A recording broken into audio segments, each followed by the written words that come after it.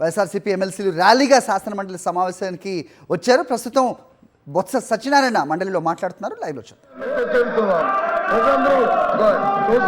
3 లక్షల మంది అభ్యర్థులకి ఏ రకంగా మోసం చేసి ఏ రకంగా అమ్ముకున్నారో, ఏ రకంగా వాటి వచ్చి మార్కెట్ లో సేల్ చేస్తారు. దాని మీద హౌస్ ని ఆర్డర్లో పెట్టండి. హౌస్ ని మీరు ముందు ఆర్డర్లో పెట్టండి. మీరు ఎట్లా ఇస్తారు సార్ మైక్? మీరు మైక్ ఎట్లా ఇస్తారు సార్ మీరు ప్రతిపక్ష నాయకుడికి?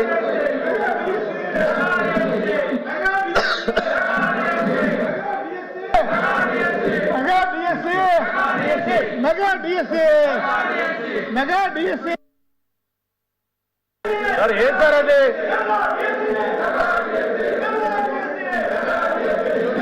ఈ టేబుల్ని కొట్టుంటే మీరు ఏం చేస్తున్నారు సార్? మీరు అధ్యక్ష చైర్మన్ గారు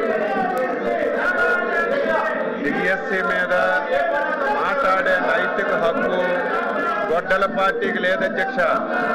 అందులో గతంలో పనిచేసినటువంటి విద్యాశాఖ మంత్రి సిగ్గుపడాలి. 5 సంవత్సరాల అధ్యక్ష, 2019 నుంచి 2024 వరకు నిరుద్యోగ యువతకి మెగా డిఎస్సి ఇస్తామని చెప్పి, నోటిఫికేషన్ చేస్తామని చెప్పి 5 సంవత్సరాలు ఆస్తులు తాకట్టు పెట్టుకొని మొత్తం అప్పులు చేసి ట్రైనింగ్ చేసి ఎలక్షన్లో మాటిచ్చి మాట తప్పారు అధ్యక్ష. మాట తప్పారు. 5 సంవత్సరాలు నిరుద్యోగుల జీవితాలతో ఆడుకున్నారు. అందులో బొత్స సత్యనారాయణ గారు అధ్యక్ష విద్యాశాఖ మంత్రిగా ఉండి కనీసం వాళ్ళ గొడ్డల పార్టీ అధ్యక్షుడికి చెప్పి నోటిఫికేషన్ ఇచ్చుకోలేనటువంటి దద్దమ్మ ఈ రోజు మళ్ళీ శాసనమండలిలో మాట్లాడుతున్నారు అధ్యక్ష.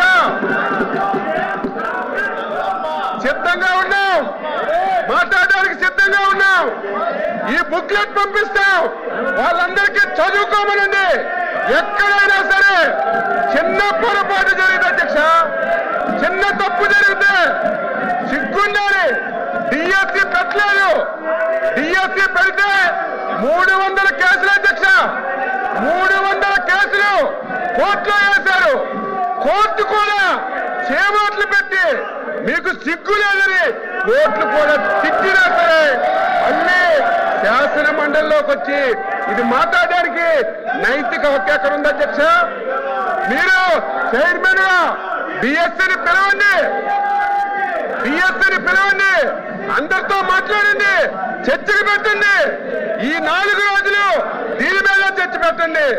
మాట్లాడడానికి చెప్పడానికి ప్రతి పాయింట్ ఈ రోజు గొడ్డల పార్టీ అధ్యక్షులు గొడ్డల పార్టీ ఏ అనుమానాలు ఎక్స్ప్రెస్ చేసిందో, ఏ పాయింట్లు అయితే లేవనెత్తారు ప్రతి పాయింట్ కి ఆన్సర్ చేయడానికి సిద్ధంగా ఉన్న అధ్యక్ష.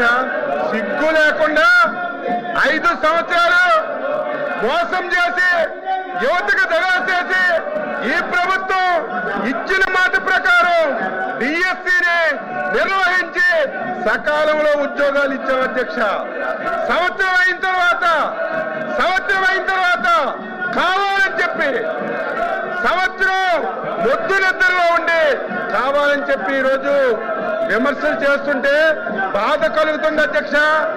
ఈరోజు ఎవరైతే 5 సంవత్సరాలు కష్టపడి చదివి ఉద్యోగాలు సంపాదించారు వాళ్ళు అవమానం పడుతున్నారు అధ్యక్ష.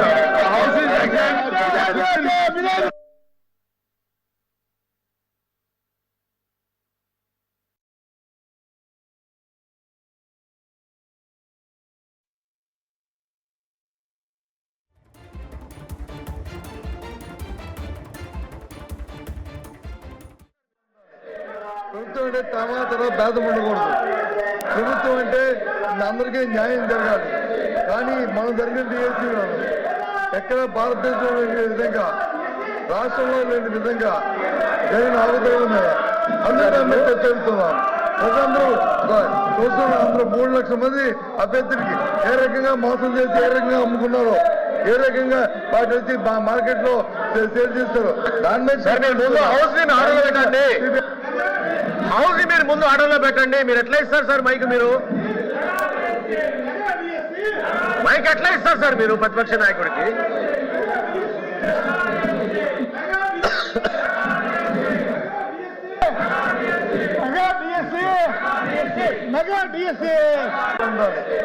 ప్రభుత్వం అంటే తర్వాత భేదం ఉండకూడదు.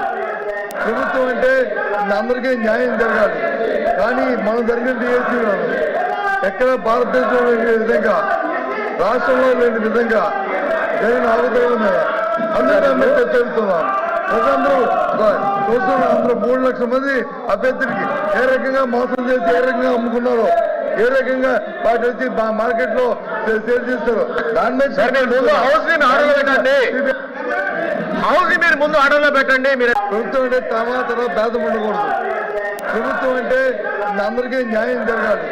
కానీ మనం జరిగిన డిఎస్సీ ఎక్కడ భారతదేశంలో లేని విధంగా, రాష్ట్రంలో లేని విధంగా జరిగిన అవతరణ మీద అందరూ చర్చిస్తున్నాం. ప్రజలందరూ చూస్తున్న అందరూ 3 లక్షల మంది అభ్యర్థులకి ఏ రకంగా మోసం చేసి ఏ రకంగా అమ్ముకున్నారో, ఏ రకంగా వాటి వచ్చి మార్కెట్ లో సేల్ చేస్తారు. దాని మీద హౌస్ ఆర్డర్లో పెట్టండి. హౌస్ మీరు ముందు ప్రభుత్వం అంటే తర్వాత భేదం ఉండకూడదు. ప్రభుత్వం అంటే అందరికీ న్యాయం జరగాలి. కానీ మనం జరిగిన డిఎస్సీ ఎక్కడ భారతదేశంలో లేని విధంగా, రాష్ట్రంలో లేని విధంగా జరిగిన అవతరణ మీద అందరూ చర్చిస్తున్నాం. ప్రజలందరూ చూస్తున్న అందరూ 3 లక్షల మంది అభ్యర్థులకి ఏ రకంగా మోసం చేసి ఏ రకంగా అమ్ముకున్నారో, ఏ రకంగా వాటి వచ్చి మార్కెట్ లో సేల్ చేస్తారు. దాని మీద హౌస్ ఆర్డర్లో పెట్టండి. House right. శాసన మండలి విరామం ప్రకటించక ముందు ఏపీ శాసన మండలి సమావేశాలు కొనసాగాయి. డిఎస్సి అక్రమాలపై చర్చించాలని వైఎస్ఆర్సీపీ వాయిదా తీర్మానం ఇచ్చింది. అయితే వైఎస్ఆర్సీపీ వాయిదా తీర్మానాన్ని తిరస్కరించారు మండలి చైర్మన్. వాయిదా తీర్మానంపై చర్చకు వైఎస్ఆర్సీపీ సభ్యులు పట్టుబట్టారు. డిఎస్సి అక్రమాలపై చర్చించాలని వైఎస్ఆర్సీపీ సభ్యులు ఆందోళన చేస్తున్నారు. పరీక్షలు రాయకుండా ఉద్యోగాలు ఎలా ఇస్తారని వైఎస్ఆర్సీపీ ఎమ్మెల్సీలు ప్రశ్నించారు.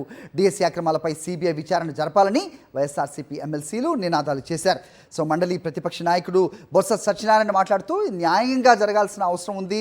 అయితే ఖచ్చితంగా జరిగిన ఈ డిఎస్సి నియామకాల్లో జరిగిన అక్రమాలు వెలికి తీయాలంటే ఖచ్చితంగా సిబిఐ విచారణ జరపాలంటూ కూడా పట్టుబట్టిన నేపథ్యంలో మండలి చైర్మన్ను కూడా దబాయించే ప్రయత్నం చేశారు అధికార పక్ష నాయకులు. అటు నాదెండ్ల మనోహర్ అవ్వచ్చు, వీళ్ళందరూ కూడా ఎలా ఇస్తారు ప్రతిపక్ష నాయకుడికి మైక్ అంటూ కూడా మండలి చైర్మన్ని దబాయించిన పరిస్థితి కూడా మనం చూసాం. సో వైఎస్ఆర్సీపీ నినాదాలు మాత్రం ఆపలేదు. ఖచ్చితంగా ఈ దగా డిఎస్సిపై వాస్తవాలు వెలుగు చూడాలంటే కూడా పెద్ద ఎత్తున నినాదాలు చేసిన పరిస్థితి కూడా శాసన మండలి సమావేశాల్లో మనం చూసాం.